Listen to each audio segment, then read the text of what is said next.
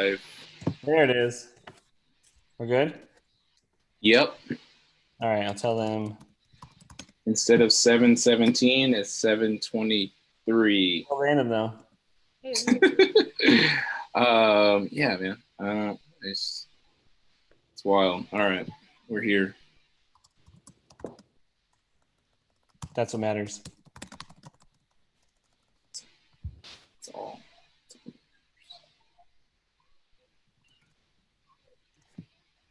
All right.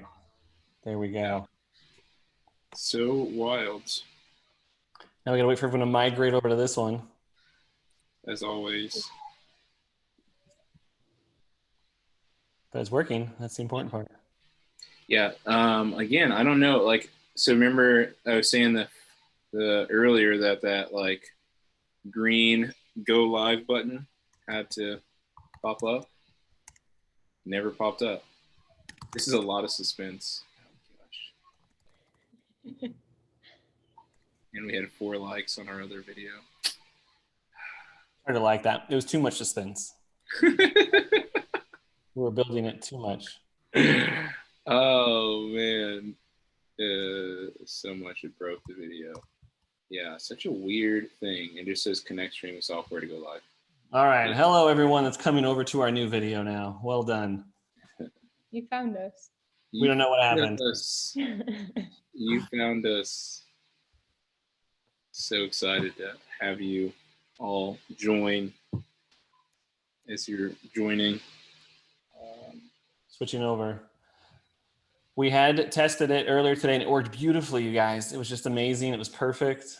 It was everything you could have dreamed of. And everything. And then it worked too perfectly before and it didn't work now. But we got it. We got it figured out. As you can tell, we are not YouTubers quite yet. We're on YouTube. Yeah. Arguable. For sure. Oh man. Okay. All right. I sent one last warning and now I'm coming over to this one. There we go. Well, hello everyone. So we're doing it different, obviously. We are not in the same location tonight. Pastor Will is at his location and our special guest tonight, Emily John, is at her location. And me, I'm at this location. So we are at different spots and doing things differently in this different time. And it's working out so well, as you can tell. We're and chat and yeah, that's our plan. Yeah. Hey, first I got a question to ask. One of our icebreakers from tonight. Fun. I thought it'd be interesting because we had a really cool conversation 2 weeks ago about like just weird stuff. Actually, I will preface that by saying this. Pastor Michael and I are interested in doing something new coming up. Another like kind of series type of thing called It's Not That Bad. And last week we were talking about like things that like we were just talking about random like foods or whatever. And I said that somebody told me that chili and white gummy bears, like that was like the combo. So before I even ask the icebreaker question, I'm still looking for more combinations of food that you think are good that probably other people would not think are That's that the good. Important part, though. That's the important part. You actually have to actually think it's good. Yeah, don't give us gross things. Things that you actually think are good. Yeah, don't just. Oh yeah, I heard people eat this. No. We want to know what something that you think is good. Anyway, so my question is for Emily and Pastor Michael, and then everybody who's tuning in. If you could eliminate one food from the face of the earth, what would it be and why? Wow. Can I just say seafood, like in general? Because I do not like seafood at all. Wait. Does that include sushi though? Okay, like. Because we got to keep that. Sushi's okay. Sushi can stay. Everything else has to go. I'll join in on the seafood one as long as we keep sushi. Let's just say seafood should only be sushi. Let's just do that. Yeah. Will doesn't agree? No, not at all. Not in the slightest. As a matter of fact, I take offense to all of the ocean creatures who have sacrificed their life. So I'm checking the chat over here, and Becca agrees with us. She said seafood as well. Okay, she's the only person. Only the 3 of you in the entire world have a problem. Chili. I like chili. Nicole, chili is good. Nicole, we're not getting rid of avocados. Whoa. Not happening. Whoa. That was targeted at you, I think, Emily. I know. It definitely was. It definitely was. Now it's the thing. Avocados again. Spicy stuff. Oh man. A world without spicy stuff would just be, I don't know. It'd be a world void of flavor. Although Pastor avocados for you guys. You guys can give them to me. You don't have to. Avocado in sushi that's spicy. Perfect. Beautiful. See? It's a dream. Jackfruit. That's weird. I don't know what jackfruit is, but I kind of want to try it now. That should be one of the things we do on It's Not That Bad. Okay. So weird. Yeah. I don't even know where you can get it from here. I didn't even know it existed. We'll find it. We'll find jackfruit. Nicole, are you saying bacon to get rid of, or saying like bacon is good? Which doesn't like bacon. Like bacon? Man, that's blasphemy is what it is. That one hurt. Felt that one. That one hurt a little bit. First avocados, then bacon. Like, no. Jacob hates bacon. You guys have like you're not allowed to get rid of for bacon. You guys hate bacon. Wow. My goodness. That's a problem. That is a huge problem. Like controversial. Eliminate from the face of the earth bacon. No. There are so many things on that list before bacon. I cannot prove this in any way, shape, or form, but I have a very strongly held belief that in the Garden of Eden there was a bacon tree. Perfectly crisp bacon off of. Yeah. That might be in like the Apocrypha or something somewhere. Maybe. Yeah. I choose to believe that. Yeah. You got any more of those questions, Will? That was a good one. I do. If you want some more, fire a couple more up. That's fun. All right, I got a couple more. The other one that we asked tonight was, would you rather sleep in a rainstorm or in a sandstorm? Rain. They're both bad. But yeah, rain. Sand was like painful. And like you get all breathing in sand and. I don't like sand. Like you go to the beach and like the worst part is the sand. That's a great. Okay. Here's a caveat, because I'm pretty sure that with those, you would always say rain. What if you had a sleeping bag? Wait. If you do have a sleeping bag? Yes. I still say rain. You'd still say rain. Yeah. Interesting. If you have a sleeping bag though, then you can protect yourself from the sand. But rain, it just like soaks through and then you're just still wet. I still feel like you wouldn't really be protected from the sand. I don't know. Maybe like just curl up inside it, but even still, then you're just gonna get buried under the all of the sand. Yeah, I feel like a sand. Okay, so again, I think that if I didn't have the sleeping bag, I wouldn't be able to breathe. So I would pick rain. See? But if I had the sleeping bag, I feel like I could breathe, and then I also am not gonna catch pneumonia, or any other issues that can come from, like, I can't stand like being like just wet. It's a pet peeve of mine. I think one of the things like too in the military was like you were taught that like the importance of like staying dry as much as possible.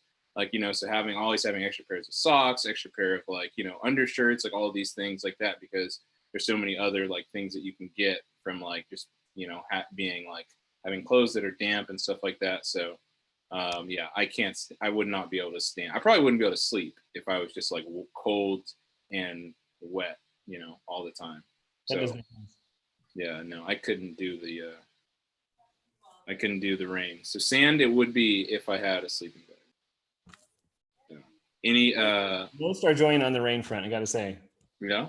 Sleeping in the rain would be hard, but I still feel like even if I wasn't actually asleep, I'd rather be in the rain. I don't know. And our family used to always like run out into the front yard when it was pouring rain, and we'd take cardboard boxes and like sled into our ditch in the mud and the rain. I feel like that's because you Fresnoians, whatever you call yourselves here, it's like like a big deal. Like where we came from, it's like 6 months of rain. Like day 4, you're like, all right, that's enough rain. That's what I'm saying. Like Emily's talking about like an experience of rain. Like you're talking about like having like rain over as a visitor. I'm talking about like allowing rain to move into your house and like stay with you long term. Like that's a big difference. Like you're talking about visiting, like, okay, residency, I'm not too sure. Like, that's the difference between like playing in the rain and like wanting to sleep in it. Like, I don't know. I just can't get down with too much rain. Like Seattle, places like that. Just like, nah, I couldn't do it. All right. Gannon says that it's actually Fresnians. Is that true? Fresnians? I thought it was Fresnans. What'd you say, Emily? I've never heard Fresnians. What about Fresnoites? It's definitely not. I think it's Fresnans, like without an I. Yeah, I think so. If you're from Paris, you're a Parisian. So maybe you're a Fresnoisian. I've also seen as what's that? I've heard Fresnoian, but not Fresnian without the O. See, and I've heard Fresnonian, like, but I think that was like a joke. So apparently, there's no consensus. So I think it's Fresnans. I'm almost positive. Fresnans. Yeah. Somebody.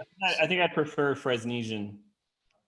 Fresnesian. it just sounds fancier. That's why. It sounds fancy, right? Exotic. Yeah. I'll go with that. Okay, I got one more question. Let's do one more of them. All right, last one. What is your favorite brand of French fries? Oh, interesting. Any, fast food, frozen, restaurant, whatever. We gotta like right away just say no frozen. Like that's out of the equation. Well, some people are like, I like to make them at home, and the way that I make the frozen ones, I will say, like, second to some of them, my grandma's deep fried Ore-Ida French fries were at the top of the list when I was deep fried. That's the key there. That's true. Yeah, she used to get down on that. So anyway, I'm gonna take the easy answer and just say In-N-Out because I do like them the best. Really? Yeah, I just think they're good. Okay. I think I would say Chick-fil-A because I like the waffle fries better. Megan likes the waffle fries too. But In-N-Out is a close second because their fries they're yummy. Which is good, right? All right. So, In-N-Out. Carl's Jr. Oh, curly fries. Wild card. Okay, that's fancy. The Carl's Jr. curly fries. That's a good one. McDonald's fries are like strangely good when you get them and they're warm. And then like 5 minutes later, if they're still not piping hot, I was gonna say hands down, like it's not even a question for me. If I on the right day get like the right person to make my McDonald's fries, it's not even close. Like I think that you get like the right because they give you the right amount of salt, and it's just key. Like they're hot, like you said, But if you can tell the problem with McDonald's is just like the consistency is so bad that it's just like it's hard to put them in the top. But if you get them like made right, it's hard to beat McDonald's because they're like crispy. Again, the saltiness, the right amount of whatever kind of oil they fry them in is great. So yeah, it's hard to beat them if they're on their game. Gannon says that he eats waffle fries a certain way. Gannon, I need to know what that certain way is. I'm very curious about that. So we're saying Doghouse fries. I don't know if I forgot about Doghouse. I've had their fries. They put seasoned salt on their fries. Oh, that's right. That's right. Yeah. That's what makes like Red Robin fries so good. That's true. Yeah. I get down on some Red Robin fries. Man, that's actually. Forgot about Red Robin. Of like the top 5. What would that look like? I forgot about restaurants. It's like this. Oh yeah. All these places. I'm going like fast food, and then I'm like, oh, there's. Because like Wingstop, they do that too with their fries. They have their own like little house. That's true. They put on it, and it's kind of like it's a little sweet too. It's really weird. It's like it has sugar in it. That's the first ingredient. Yeah, well, which is always a good first ingredient. Well, sugar is addictive. That's why they're like, let's put these drugs in here on our fries. People addicted to them. Now I want some French fries. So if someone can bring me French fries, that would be great. I will take them gladly. Yeah, I'm hungry for French fries. Well, tonight, the reason that we are having Emily John on tonight, not only is she cool and fun to hang out with, but Emily, where are you going in 9 days? I am leaving for Mexico in 9 days. For how long? For a year. To work at Dora Faith Orphanage. A year? A year. Yeah. That's a long time. It is. I mean, think about it this way. We've been under the whole COVID thing for what now, like 4 months? So a year's longer than that. Put it in perspective there. 3 times as long.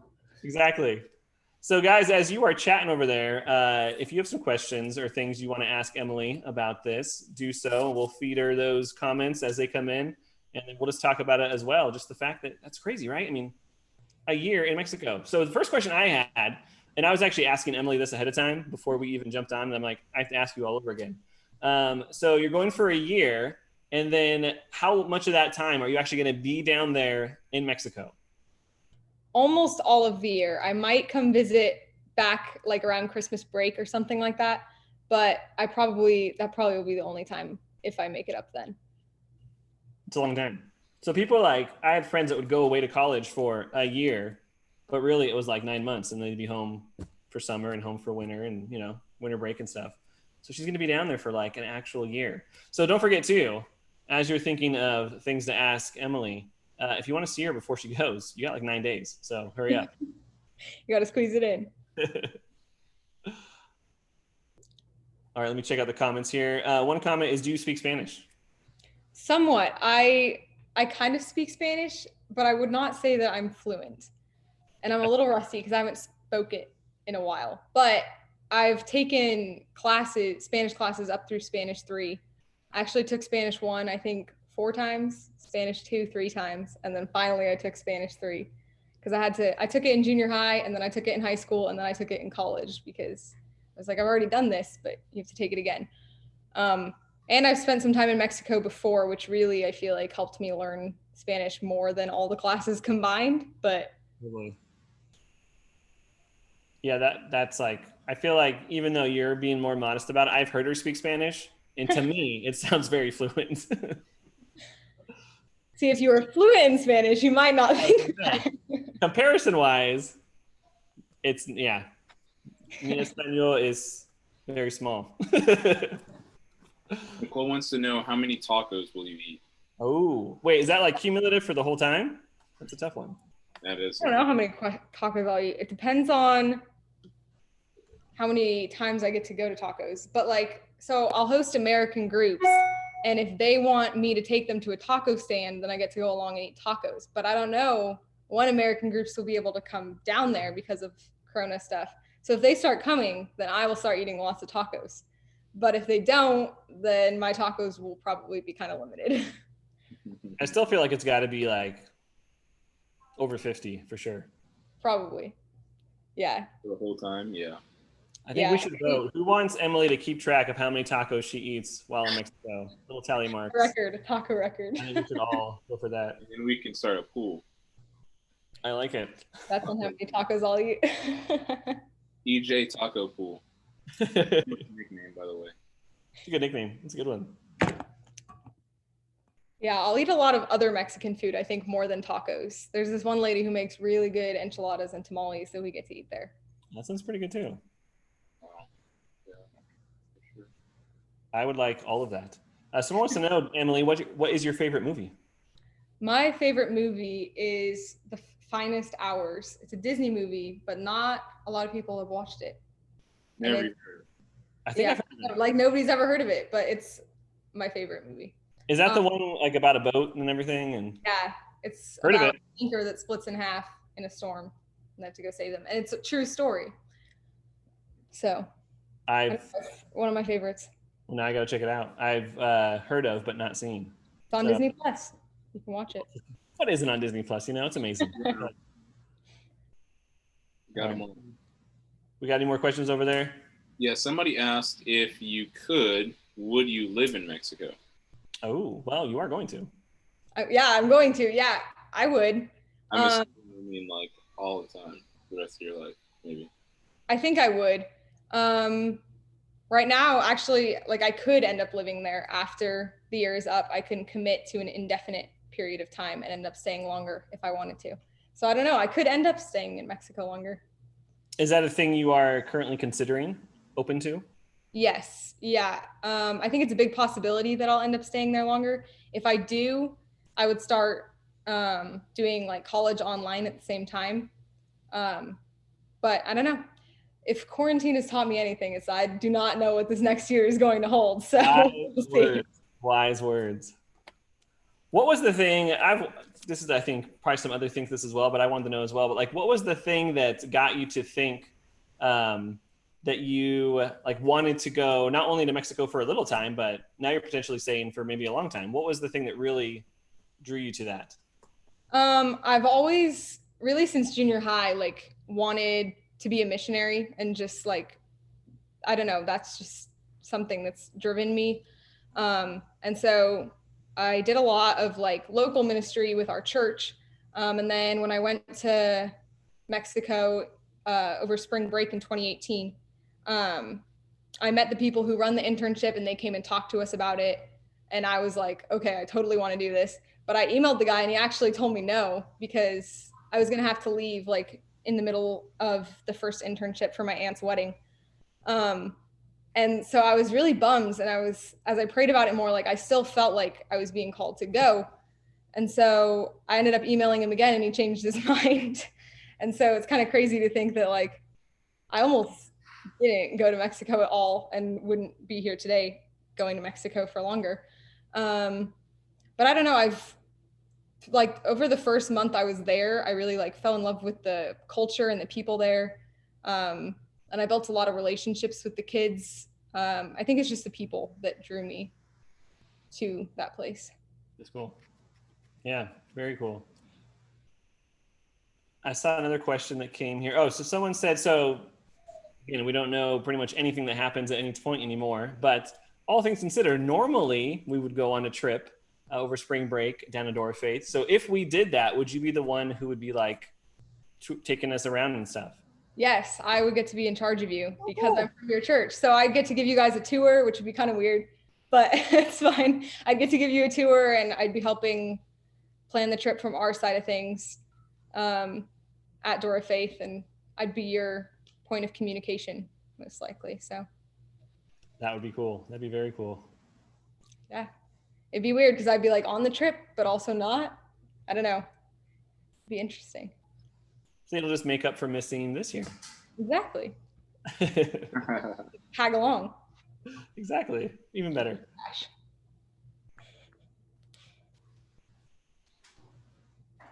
Yeah, someone said you'd be our boss. That makes sense. Yeah. Yeah. Again, said that. It's true. So if you guys want me to eat a lot of tacos, you're just going to have to request that I come along to tacos with you. Absolutely. That's a great idea. So Emily, did you always have an idea that like you had a desire to do missions, or was it just more specifically it came about because of going to Mexico, being involved in that? I think it was like 7th grade that I really started having a heart towards missions. I remember, I think it was like early on in 7th grade that I was like praying, and I remember saying like, God, I'm your girl for whatever you want me to do, but not missions. Like I'm not about that. No, like not going to be living that life. And like right in that moment, I was just like I got this pit in my stomach and I was like, that's exactly what I'm going to be doing, isn't it?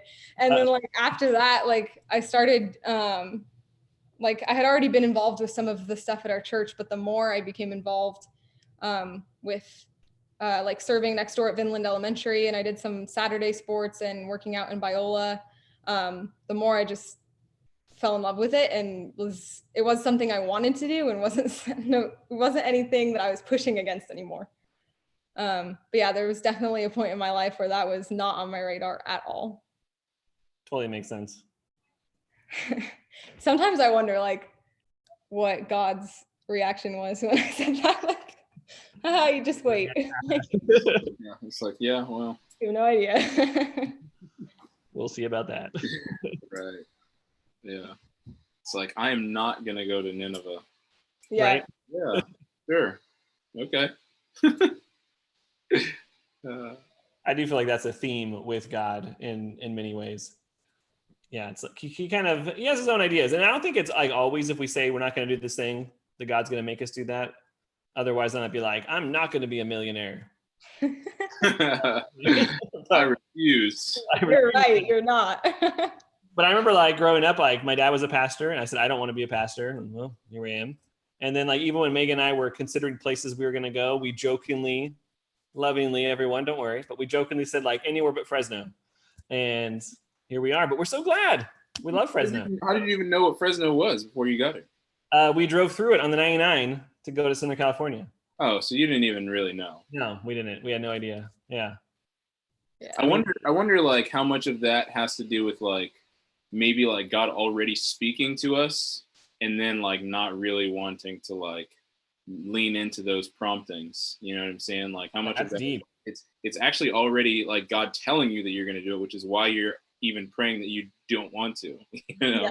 so it's like it could be like this like super early on pre like you know just like a little sprinkle of this here, a little sprinkle of that there to kind of get your mind set up for that, and then you're just like, oh well, that's something that I would never do. And he's like, oh, all right, don't worry about it. I don't know. That's kind of interesting, you know. That makes sense. Some of the comments are pretty good over here. Zach said, like, after Emily said that, God's like, nope, like different ideas. And then Candace said, God was like, that's so cute, Emily. But see, that's good. I think, you know, even then, so in Emily's case, certainly, like even then, we can still be resistant to God. And so I think, you know, there is that balance of our free will that plays into it. It's confusing to understand exactly how, but Emily said that, and then even kind of as God nudged, she was receptive to that, which I think sometimes I've heard people say similar stories, like I really felt this, but I just said no, and then they just said no. I think we miss out on a lot that way. We miss out on God's blessing. We miss out on what God might have planned in that area. And God's will is going to get accomplished, but we miss out on being a part of it sometimes, I think. Yeah. So good job, Emily. Way to go. And now it's like what you want to know do. in the first place. So. Cool. Yeah, you start with no, and then, I mean, I guess Jonah got there eventually, but you know, it was a bumpy ride to get there. All right, so people are talking about how many times they've been to Mexico, and they're wondering about that for everyone. But Emily, how many times have you been to Mexico? Let's see. Hold up. Wait a minute. 7. Yeah, 7. So this will be my 8th time being down there. That's a lot. Yeah, I think it was like 14 weeks or something total that I've been down there. I think this spring break would have been the 14th week that I had spent down there. So it's 13 weeks. Yeah. Will, have you been to Mexico? Not on a mission trip. But yeah, I've been I went like for vacation twice. When I got married, and I went when I was like 8 or something like that. I'm trying to think. I think I've only been there maybe like 4, maybe 5 times. Maybe. Not as many as Emily. Emily's got us beat. Does anyone over there in the chat, does anyone even close to Emily's record of trips to Mexico? 7. I think you win. I'm just going to go ahead and guess that I think Emily wins. When you went, I went to Quinceañera down there too. I've been 8 times. So there you go. Well, there it is, 8. Pastor Michael, when you went, was it to go with Door of Faith? No, never been to Door of Faith. Still, this was going to be the year, but hopefully next year now. Got it. So why have you been 4 or 5 times? Do you know someone down there? Like what? Oh, different things. So missions trips, but then also vacation as well. So done both of those things. Okay.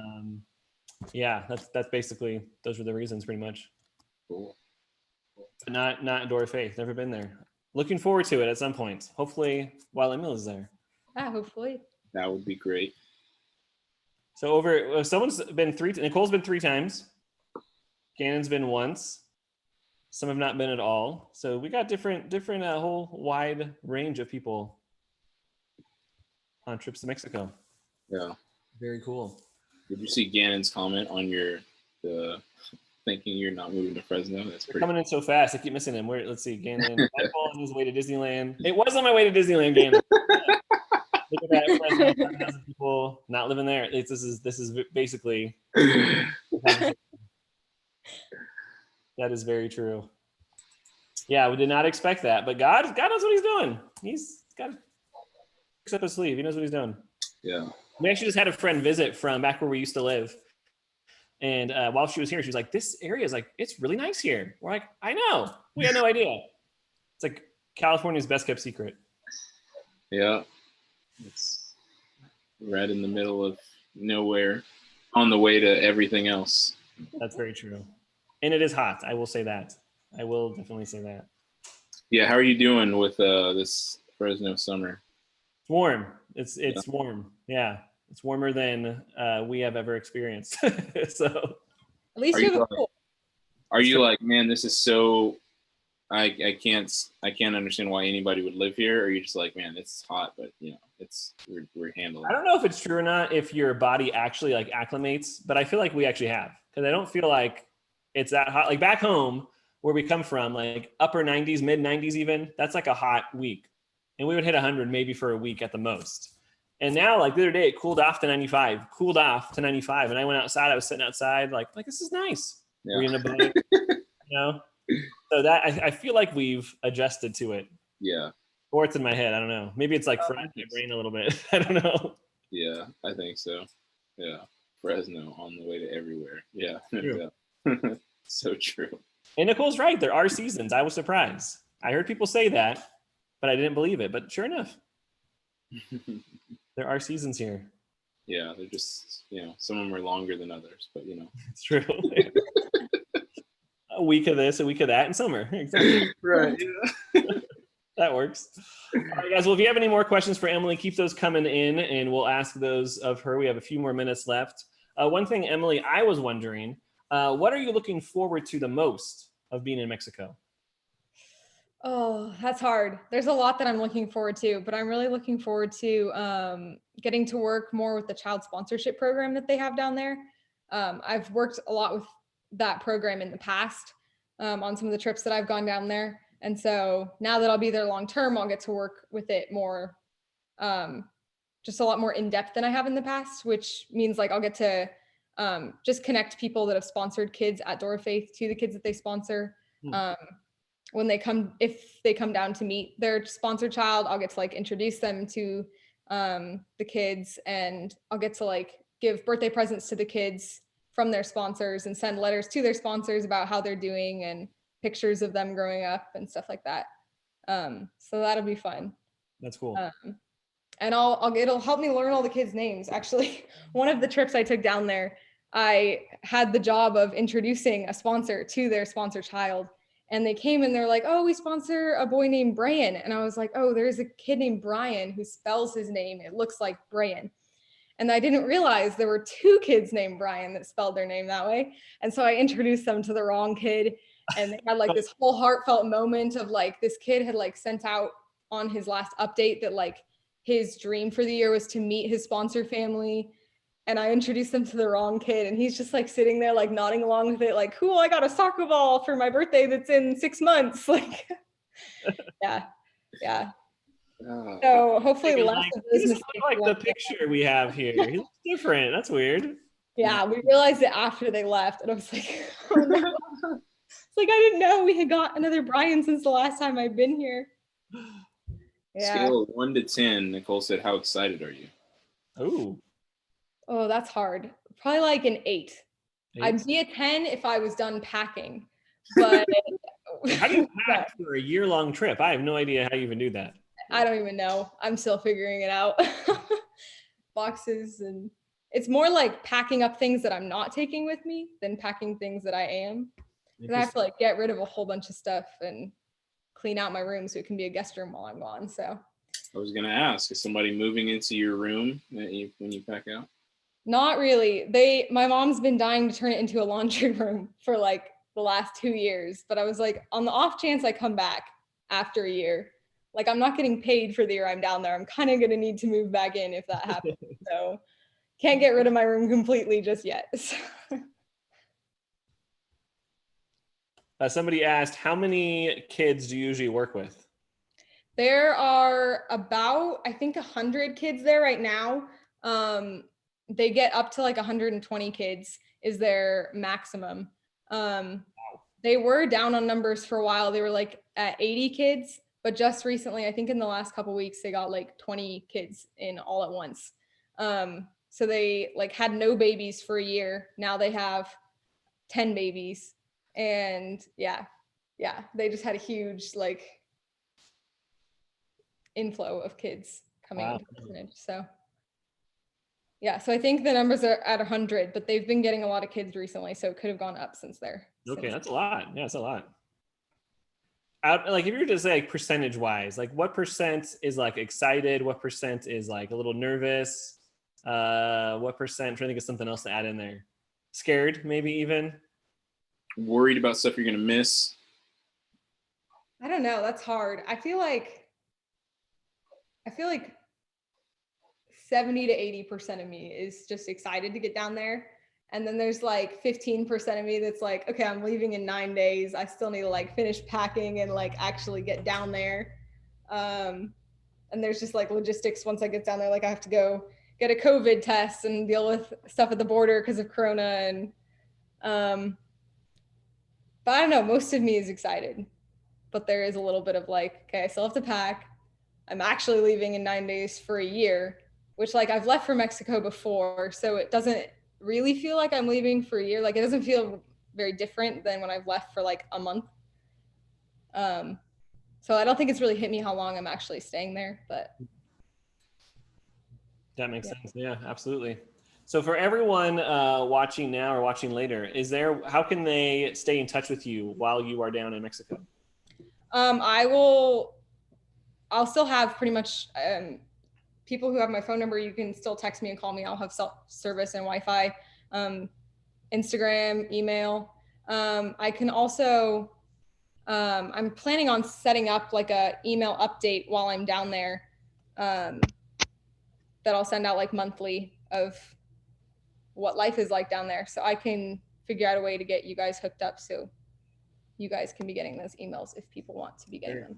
So. Absolutely, yeah. Yeah, no doubt. We definitely want to be a part of supporting you in any way that we could, obviously, and then, getting prayer requests and stuff like that. So I think that'd be cool if we could do that. Yeah. I would love to keep you guys in the loop. That's right. Everyone be sure to keep, not only while Emily's down there, but in the next 9 days, be praying for her as well. She's getting prepared, getting all set to go, traveling down there, and then going to be spending a year down there or longer. Yeah. Very cool. Very exciting. That's awesome. All right. Well, that's basically, that's about our show. Any last words, Will? No. Well, I guess maybe with something real quick. Let me see here how fast I can do this. But as you guys know, obviously we ended our series on Gospel Filtered this evening, and we are moving on to what's next. And so just wanted to do something quickly to give you just a quick preview of what's coming next. There'll probably be a video that follows this. But this is just like a little snippet of what we're going to be looking at in the ensuing weeks. So probably going to jump into a 4/5 week series and on the subject of doubt, right? Subject of doubt. So looking forward to jumping into that. And I think that's it. Very cool. That's going to be exciting. We're looking forward to that. Hope you guys have been enjoying that video that Will's talking about, the last one, the fourth and final one of Gospel Filtered, is on our channel as well. So check that out. And yeah, Emily, thanks for hanging out with us tonight. So awesome. Thanks for having me. This was fun, and we're excited to hear more about your trip and to just see what God does. It's cool. It's exciting. Awesome. And then now, I don't even know, how do we end this, Will? This is new. Yeah, this is it's very odd in the way that we're doing it tonight, but I think that it's here. Actually, it's not here. All right. Goodbye, everyone. We shall see y'all later. Maybe.